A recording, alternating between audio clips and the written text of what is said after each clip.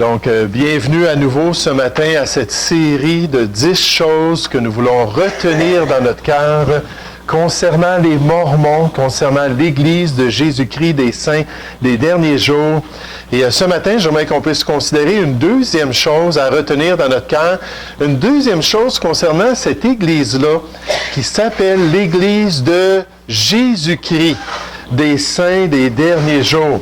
Et comme ça peut être trompeur pour les gens en voyant ce nom-là, le nom Jésus-Christ qui est souvent lié aux églises chrétiennes, nécessairement qui est lié à l'enfant de Dieu, qui suit la parole de Dieu, qui est un disciple du Seigneur Jésus.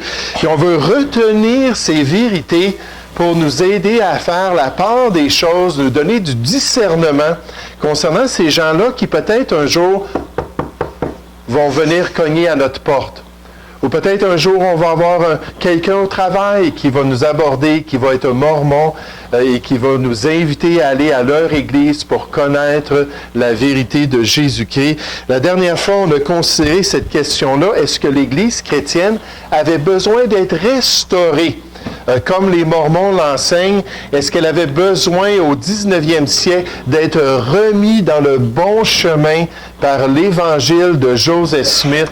Puis on a vu que c'est totalement frauduleux de croire cela parce qu'à travers l'histoire, il y a toujours eu des groupes qui étaient attachés à l'Église du Nouveau Testament ou à l'Église primitive, qui voulaient croire ce que les apôtres avaient enseigné, qui voulaient suivre le Seigneur Jésus selon les termes de l'Évangile. Et malgré qu'il y avait des distinctions, comme aujourd'hui, entre ces différents groupes-là, ils étaient quand même fidèles aux grandes lignes du message de Dieu. Puis tout à travers l'histoire, malgré la persécution, malgré les hérésies, malgré les séductions spirituelles, on voit des groupes qui ont dit non, on va rester fidèles et on va marcher dans les voies de Dieu. Vous savez, on peut juste penser au Québec. Le Québec, c'est un endroit très particulier en Amérique du Nord parce que c'est le seul endroit qui était sous une église d'État pendant la plupart de son histoire. De la fondation de la ville de Québec en 1608 jusque dans les années 50, c'était l'Église catholique qui dominait la pensée des Québécois. Mais tout à travers ce temps-là, il y avait des Québécois qui étaient sauvés. Des Québécois qui acceptaient l'Évangile. Souvent, ils étaient seulement liés ensemble par un petit mouvement d'église-maison. On pense dans la région de Sherbrooke, la Grande Ligne, qui était un groupe d'église-maison qui essayait de persévérer à rester dans les voies de Dieu à travers l'histoire du Québec. Mais à cause de la persécution, il y a eu des périodes d'exode. Il y a eu des Québécois, des chrétiens qui ont quitté le Québec pour s'en aller en Nouvelle-Angleterre, aux États-Unis, parce qu'il y avait des églises suisses qui avaient la liberté religieuse de suivre la parole de Dieu. Donc, étant francophones, ils pouvaient se joindre à ces Suisses-là dans un pays qui leur donnait une pleine liberté de conscience, une pleine liberté d'expression, de pouvoir partager avec les autres la parole de Dieu et vivre en assemblée la réalité spirituelle. Et on a vu aussi que Dieu, par contre, dit dans la prophétie qu'il y allait y avoir à travers l'histoire quelques-uns. Quelques-uns, ça revient dans les épîtres pastorales. Quelques-uns qui allaient abandonner la foi pour s'attacher à des esprits séducteurs. Quelques-uns qui allaient être séduits par l'erreur et qui allaient même calomnier la voie de la vérité. 2 Pierre chapitre 2 au verset 2. Et oui, effectivement, il y a eu des groupes, mais quand Joseph Smith est arrivé sur la scène du monde religieux, il n'avait pas besoin de restaurer l'Évangile. L'Évangile était bien vivant, l'Évangile était en bonne santé et les gens connaissaient la volonté de Dieu et voulaient l'accomplir dans les voies de Dieu. Maintenant, j'aimerais qu'on puisse voir cette deuxième chose qui a rapport effectivement à Joseph Smith, qui a rapport à ce premier prophète d'après l'Église mormone. Puis la question, c'est Joseph Smith est-il un vrai prophète de Dieu? Dans le résumé qu'on a fait, le fondement de la vie de Joseph Smith, on a déjà pas mal répondu à cette question-là. Mais pour les Mormons, c'est certain que Joseph Smith était un grand prophète de Dieu.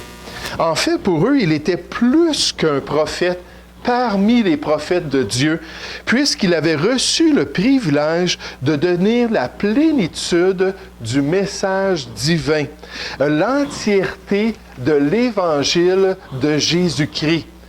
Puis pour eux, le monde n'aurait pas le salut de Dieu si Joseph Smith n'était pas apparu sur la scène au 19e siècle. Puis en fait, ils font de Joseph Smith un personnage vraiment remarquable et unique dans l'histoire biblique. Dans tous les prophètes qu'on pourrait nommer ce matin, que ce soit Ésaïe, que ce soit Michée, que ce soit Jésus-Christ, n'importe quel prophète, Joseph Smith était vraiment un grand prophète remarquable. Voici ce que les Mormons disent. Les Mormons proclament que Joseph Smith était un prophète, un voyant et un révélateur moderne. Joseph Smith est le deuxième après Jésus lui-même pour le salut de l'humanité. Ils disent, quand on regarde tous les personnages qui sont venus, que ce soit Moïse dans l'Ancien Testament, Jérémie avec ses lamentations, ou n'importe quel Ézéchiel avec ses grandes visions, il dit, Joseph Smith, lui, il est à côté de Jésus comme le deuxième qui fait partie de notre rédemption ou de notre salut. Ils font de lui un co-rédempteur. Regardez ce qu'ils disent concernant Joseph Smith. Joseph Smith, ça c'est dans leur livre Doctrine et Alliance, leur livre inspiré d'après eux, le prophète et voyant du Seigneur a fait plus, avec l'exception unique de Jésus, pour le salut des hommes dans ce monde que n'importe quel autre homme qui ait jamais vécu. Donc, on pourrait dire que c'était un super prophète, parce que sans lui, l'humanité n'aurait pas le salut, n'aurait pas tout l'évangile de Jésus-Christ. Le deuxième prophète, Brigham Young, en parlant des chrétiens de son époque, il dit de ces chrétiens pensant que les saints des derniers jours sont éparpillés. Est-ce que quelqu'un peut me dire ce qui s'est produit après l'exécution de Joseph Smith? Ce qui s'est produit. Oui, Christian? Plus loin qu'en Illinois, en fait, ils sont partis pour l'Ouest américain après son exécution. C'est en Illinois où il a été exécuté. Donc, ils sont partis jusque dans l'État du Utah. Puis, il y a certains des Mormons qui se sont séparés du groupe principal. En fait, aujourd'hui, il y a environ 100 groupes qui disent venir de la foi mormone originale. Donc, ils se sont dispersés. Donc, il dit, les chrétiens pensent que les saints des derniers jours sont éparpillés. C'était comme un sujet de moquerie envers l'Église mormone. Un sujet qui va pourtant les mortifier, les chrétiens, qui va, disons-le, être un sujet de profond regret, puisqu'aucun homme ou femme de cette génération va entrer dans le royaume céleste de Dieu sans le consentement de Joseph Smith. Donc, les chrétiens, ceux qui disent croire à Jésus-Christ et à la parole de Dieu, vont être surpris un jour d'arriver aux portes du ciel, puis Joseph Smith va se tenir là, puis va leur demander, est-ce que vous avez cru en moi? Est-ce que vous avez accepté le dernier testament que j'ai donné de Jésus-Christ? Et sinon, ils ne pourront pas être dans la présence de Dieu. Maintenant, vous vous rappelez, il y a 3 niveaux de ciel dans l'enseignement des Mormons. Puis les chrétiens, eux, vont être dans un niveau inférieur et ils ne pourront pas côtoyer Dieu. Ne pourront pas être dans la présence de Dieu. Maintenant, qu'est-ce que c'est le ciel dans les Écritures? C'est de posséder la vie éternelle. Puis la vie éternelle, c'est quoi? C'est de connaître Dieu, puis d'être dans la présence de Dieu pendant toute l'éternité. Puis de penser qu'on s'en va dans un endroit de félicité sans voir notre Sauveur, sans être dans la présence de notre Dieu. J'aimerais vous dire, ça, c'est pas le ciel d'après la parole de Dieu. Mais ils disent, ils vont être surpris parce qu'ils n'auront pas cru en Joseph Smith, se seront moqués des Mormons, et ils ne pourront pas avoir accès à la présence de Dieu. Maintenant, un des 12 apôtres a dit, « Dans les derniers jours, tous les hommes devront se tourner vers Joseph Smith pour avoir le salut. Ils ne pourront pas posséder le salut sans Joseph Smith. » Encore une fois, en parlant du 3e ciel. Donc, pour les Mormons, leur croyance est bien claire. Joseph, c'est une personne qui est capitale dans la foi du croyant. C'est quelqu'un en qui on doit se confier entièrement. Même Joseph Smith, à certains égards, a dit qu'il était supérieur à ce que Jésus avait accompli. Il dit dans une de ses déclarations dans son livre d'histoire, il dit « J'ai plus à me glorifier qu'aucun autre homme le pourrait. Je suis le seul homme qui était en mesure de garder l'unité de l'Église depuis les jours d'Adam. » Donc, l'Église existe depuis la création du monde, d'après les Mormons. Et là, Joseph Smith dit, j'étais le seul dans l'histoire à avoir gardé l'unité des croyants. Ni Paul, ni Jean, ni Pierre, ni Jésus ne l'a fait. Je me vante qu'aucun homme n'a fait une œuvre comme la mienne. Donc, on peut comprendre un peu pourquoi les Mormons arrivent à cette conclusion avec des déclarations comme cela. Puis ils disent nécessairement, Joseph Smith a reçu le livre de Mormon, la dernière révélation de Jésus-Christ. Plusieurs Mormons croient que la preuve la plus convaincante que Joseph Smith fut appelé à être un prophète est le livre de Mormon. Puis dans notre troisième point, la troisième chose qu'on va vouloir retenir la semaine prochaine, Dieu voulant, on va parler encore des sources d'autorité pour les Mormons. Pour les chrétiens, quelle est notre source d'autorité? La parole de Dieu. Qu'est-ce que vous faites des conciles de l'Église? Ce n'est pas une source d'autorité? Les déclarations papales avec la bulle, le sceau du pape, ce n'est pas une source d'autorité? Non, c'est seulement la parole de Dieu. Oui, mais la tradition des pères, c'est seulement la parole de Dieu. Les Mormons ont plus que la parole de Dieu, comme on va le revoir. Mais puisqu'ils ont reçu le livre de Mormon, puisqu'ils ont reçu le dernier testament de Jésus-Christ, l'achèvement de toute la révélation divine qui avait débuté dans l'Ancien Testament sur une période d'environ 16 siècles, qui a été complétée au 19e siècle. À cause de ça, ils disent, oui, Joseph Smith est tout un prophète. Dans les grands du plan de Dieu, il est en haut de la file et il est quelqu'un qui est digne de notre confiance. Maintenant, pour nous ce matin, la question c'est, est-ce vrai ou est-ce faux que Joseph Smith est un prophète de Dieu? Est-ce qu'on devrait juste accepter la parole des Mormons parce qu'eux disent oui, oui, oui, oui, oui? Ou est-ce qu'on devrait tester les choses pour voir si c'est vrai?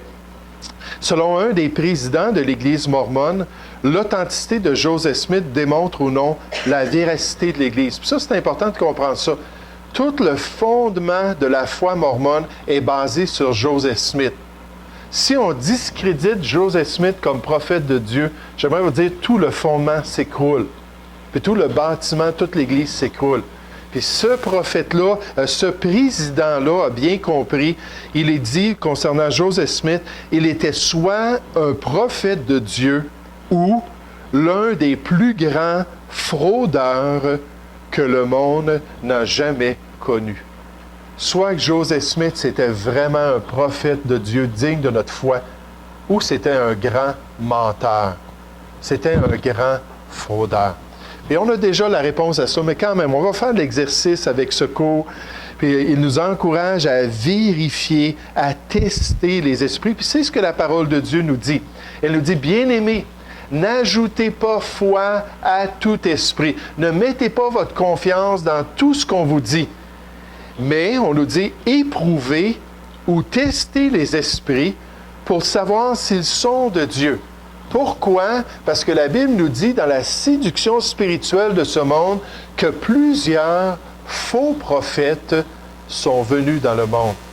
Même à l'époque apostolique, alors que les 12 apôtres étaient toujours là, alors que Paul est en train de prêcher la vérité du salut par la grâce, alors qu'il y avait ce mouvement-là pour se détourner de la simplicité en Jésus-Christ, il y avait des faux prophètes. Puis là, on dit aux chrétiens, écoutez, vous avez assez de discernement pour être capable de les tester, pour voir s'ils viennent de Dieu. Paul a dit concernant les gens à son époque, des chrétiens qui rentraient dans les églises et qui essaient de détourner les gens de la vérité.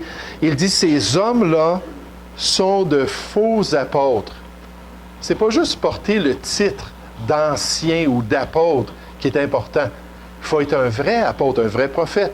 Ce sont de faux apôtres, des ouvriers trompeurs, mensongers, déguisés en apôtres de Christ. Et vous savez, il y a des gens qui sont très habiles à se déguiser, très habiles à se faire passer pour quelqu'un qu'ils ne sont pas. Dans Matthieu 7,15, Jésus a dit que les faux frères venaient comme des brebis, mais dans leur cœur, ce sont des loups ravisseurs qui veulent détruire l'œuvre de Dieu. C'est pour ça qu'il faut les tester, mais ils se déguisent, ils font assemblant. Joseph Smith a dit, moi je connais Jésus-Christ. En fait, dans le premier article de la confession de foi mormone, Joseph Smith dit, nous croyons en Dieu le Père, en Jésus-Christ son Fils et au Saint-Esprit. Puis là, on voit ça, puis on dit, wow! Hey, ils ont la Trinité, ils comprennent le concept de Dieu. Ça doit être des vrais chrétiens. Là, quand tu commences à lire ce qu'ils croient réellement, puis à comprendre ce qu'ils enseignent réellement, j'aimerais vous dire, c'est juste une façade. C'est un double langage. Dans le livre qu'on a dans notre présentoir sur les sectes, une des premières choses qu'on voit, c'est que les sectes utilisent un double langage. Ils ont un langage pour s'introduire dans la vie des gens, pour les captiver avec leur sincérité et leur piété. Puis une fois qu'ils ont réussi à prendre ces gens-là puis à les amener dans leur mouvement, là, les gens apprennent les vraies croyances et les vraies pratiques de ce mouvement-là. On nous dit, cela n'est pas étonnant. Dieu dit, il ne faut pas s'étonner de cela, puisque Satan lui-même se déguise en ange de lumière. Le diable se fait passer pour un bon ange. Le diable se fait passer pour un saint ange de Dieu. Il se déguise en ange de lumière. Il n'est pas étrange que ces ministres aussi se déguisent en ministres de justice. Donc, comment est-ce qu'on peut tester ces gens-là? Premièrement, ici, dans notre étude, on présente 2 tests. On a vu 6 caractéristiques. On va revenir à ça dans un instant. Mais premièrement, il faut qu'un vrai prophète représente bien le Dieu de la Bible. Dans Deutéronome chapitre 13, on nous dit que peut-être un prophète va faire une prophétie et peut-être que Dieu va même permettre à sa prophétie de s'accomplir. Ça, c'est étonnant. Écoutez, la semaine prochaine, il va y avoir un tremblement de terre, puis il va y avoir des bâtiments à Montréal qui vont s'effondrer, puis par mes paroles, vous allez voir que je viens de Dieu. La semaine passe et finalement, il y a un tremblement de terre à Montréal, puis il y a des bâtiments qui s'effondrent. Oh, où est-il le gaillard? Je veux entendre son message, n'est-ce pas? Mais Dieu dit, c'est pas assez l'accomplissement. Il dit, après ça, écoutez ses paroles. Et s'il vous détourne vers d'autres dieux et vous encourage à vous prosterner devant des idoles, vous saurez qu'il ne vient pas de moi. Donc, il y a des niveaux de tentation et il faut avoir du discernement pour comprendre si la personne vient de Dieu. Ensuite, un deuxième test, une deuxième vérification, c'est que ces prédictions doivent s'accomplir. Et elles doivent s'accomplir à 100%. C'est-à-dire qu'une fausse prophétie fait d'une personne qu'il est un faux prophète. Seulement une fausse prophétie. Mais Dieu, dans l'Ancien Testament, Deutéronome chapitre 18, nous dit que si une prophétie ne s'accomplit pas, alors cet homme-là n'a pas été envoyé de Dieu, parce que Dieu s'assure que les prophéties, les prédictions, les pronostics de ses serviteurs allaient toujours s'accomplir pour être un témoignage au message qu'ils allaient donner au peuple. Donc, un accomplissement à 100%. Vous savez, c'est la même chose concernant la loi de Dieu, les exigences de Dieu. Une seule infraction, un seul péché, une seule violation de la volonté de Dieu. Jacques 2,10 nous dit, si on fait des efforts pour suivre les commandements de Dieu, si on fait des efforts pour vivre une bonne vie devant la loi de Dieu puis les exigences de la parole de Dieu, mais on manque seulement une seule fois, on devient condamné devant Dieu. Et c'est pour ça que le salut, c'est pas basé sur nos œuvres. Et c'est pour ça que Dieu pointe toujours vers celui qui était sans défaut, sans tache et qui a toujours fait la volonté de Dieu pour qu'on puisse se confier dans sa justice et recevoir le salut gratuitement en Jésus-Christ. Ça prend la perfection pour aller au ciel. Puis il y avait seulement une personne parfaite qui veut nous donner sa perfection pour qu'on puisse rentrer au ciel. Mais ça prend seulement une fausse prophétie. Ensuite, on nous dit, le peuple de Dieu avait reçu l'ordre de ne rien ajouter, ni rien retirer des révélations que Dieu leur avait données. Donc, quand on pense à Joseph Smith avec ces 3 tests-là, comment a-t-il réussi, a-t-il passé le test ou non? On a déjà vu que Joseph Smith a rejeté totalement la version biblique de Dieu. Là, je veux juste vous donner quelques exemples de l'enseignement mormon concernant Dieu et je veux que vous me disiez si c'est vrai.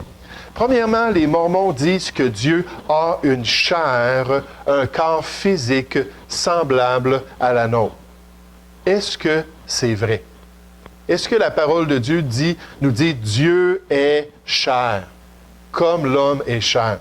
Jean 4 au verset 24 nous dit que Dieu est esprit. Il a un corps immatériel. Il n'est pas limité par l'espace et le temps comme nous. Maintenant, est-ce qu'on comprend cela? Non, on ne comprend pas cela. D'avoir un être spirituel comme ça nous surpasse. C'est Jésus qui a pris une chair, par contre, semblable à la nôtre, pour pouvoir l'offrir pour notre salut. Mais Dieu, c'est un être spirituel. Deuxièmement, on nous dit que Dieu a un commencement et aucune fin. Un jour, Dieu est né, puis ensuite, il va vivre éternellement. Est-ce qu'il y a quelque chose qui ne va pas dans cette déclaration-là des Mormons? Oui. Non, Dieu n'a pas de commencement. Psaume 90, verset 12. D'éternité en éternité, tu es Dieu. Dieu, c'est un être éternel. Même le mot Yahweh, qui est traduit Jéhovah dans la Bible des témoins de Jéhovah, ça veut dire celui qui est hors du temps, qui est éternellement au présent. Donc, encore là, on ne peut pas comprendre la personne de Dieu parce que nous, on a tous eu un commencement. Moi, je suis né le 31 octobre 1965 à l'Halloween. Puis quand je suis né, le médecin a dit à mes parents, « Oh, ça va être un petit monstre. » Mais donc, on a eu un commencement, puis par la grâce de Dieu, on a une vie qui va durer éternellement à cause de l'œuvre de Dieu dans notre vie. On a reçu la vie éternelle. Une autre chose qu'ils disent concernant Dieu, c'est que Dieu a une nature humaine. Dieu a une nature humaine. En fait, c'était un homme avant, comme nous, puis à travers le processus d'évolution spirituelle, un jour, il est devenu Dieu. Est-ce qu'il y a quelque chose qui est vrai dans cela? Dites-moi. Pas du tout. Dieu a une nature qui est divine, totalement contraire à la nôtre. Il n'a jamais goûté à l'humain. Nécessairement, Jésus a pris une chair comme la nôtre, mais il a une nature divine. Et nous, on a été faits à son image. Donc, l'humain reflète l'image de Dieu. Mais les Mormons enseignent que c'était un homme comme nous sommes des hommes. Il est devenu Dieu comme nous pouvons devenir des dieux. Qui a offert à l'être humain la possibilité de devenir Dieu? Dites-moi. Satan lui-même. C'est le malin. Vous serez des dieux si vous suivez ce que je vous dis. Et les Mormons ont accepté cela de tout cœur, ceux qui sont au courant de la situation. Donc, on voit que Joseph Smith n'est pas un prophète de Dieu parce qu'il s'est détourné de l'enseignement de Dieu concernant le seul vrai Dieu. Il a présenté d'autres dieux. En fait, des millions, sinon des milliards d'autres dieux. Des fois, on pense au panthéon grec et romain. Mais là, on parle de juste quelques dizaines de dieux. Les Mormons, comme les Hindous, croient qu'il y a même des millions de dieux qui existent. Il s'est trompé à cet égard. Maintenant, deuxièmement, on cite ici dans l'étude une des fausses prophéties de Joseph Smith. Il en a fait une soixantaine de prédictions dans lesquelles il s'est prononcé sur des événements, il s'est prononcé sur des situations historiques. Il a mis ça dans le cadre du temps. Il a dit, voici, ça va se produire à cette époque-là. Et on s'est aperçu que ça ne s'est pas produit comme la guerre civile américaine. Dites-moi, la guerre civile américaine, c'était entre qui et qui? le sud et le nord, mais entre des Américains. Et Joseph Smith a dit non, l'Angleterre va venir, va s'impliquer dans cette guerre-là, et d'autres pays européens vont venir protéger les Américains, et d'autres pays de d'autres régions du monde vont venir pour protéger les Anglais, et ça va devenir sur le continent américain une guerre mondiale. Et ça ne s'est jamais produit. Donc, il n'a pas passé le test concernant la parole de Dieu. La Bible dit de ne rien ajouter, Deutéronome 12, 32. Vous observerez tout ce que je vous ai prescrit. Vous n'en retrancherez rien et vous n'y ajouterez rien. Soyez fidèles envers ma parole. On n'a pas besoin de tradition, on n'a pas besoin d'ajouter les pensées de l'homme à la parole de Dieu. Il nous dit de ne rien ajouter ni rien retirer de ce que Dieu a ordonné. Joseph Smith a produit sa version de la Bible dans laquelle il retira certaines parties et en ajouta d'autres. Donc, Joseph Smith a touché au contenu de la parole de Dieu. Dans Apocalypse chapitre 22 au verset 18, on donne une malédiction à quiconque allait toucher à la parole de Dieu pour y retrancher ou y ajouter quoi que ce soit. Qu'ils allaient subir les fléaux décrits dans le livre de l'Apocalypse. Et Joseph Smith a pris son crayon, puis il l'a barré, puis il a dit non, c'est pas ça que ça veut dire.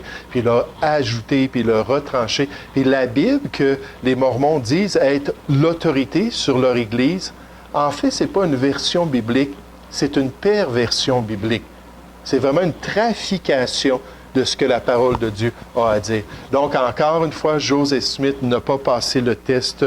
Et on pourrait parler de chacune des marques principales dans la parole de Dieu. Il prononce de fausses prophéties, Joseph Smith le fait. Il propose des dieux étrangers, Joseph Smith le fait. Il contredit la parole de Dieu. Dites-moi, Jésus est né dans quelle ville? Dans la ville de Bethléem. Mais Joseph Smith a dit dans ses écrits que les chrétiens s'étaient trompés. Non, il est né à Nazareth et non pas à Bethléem. Pardon, pas Nazareth, je me trompe. Là, c'est moi qui me trompe. Il est né à Jérusalem et non pas Bethléem. Puis continuellement dans ses écrits, il dit non, les chrétiens se sont trompés, ce n'est pas vrai. Donc, il va contredire la parole de Dieu. Il va porter des mauvais fruits. Je pense que 34 épouses, c'est un mauvais fruit.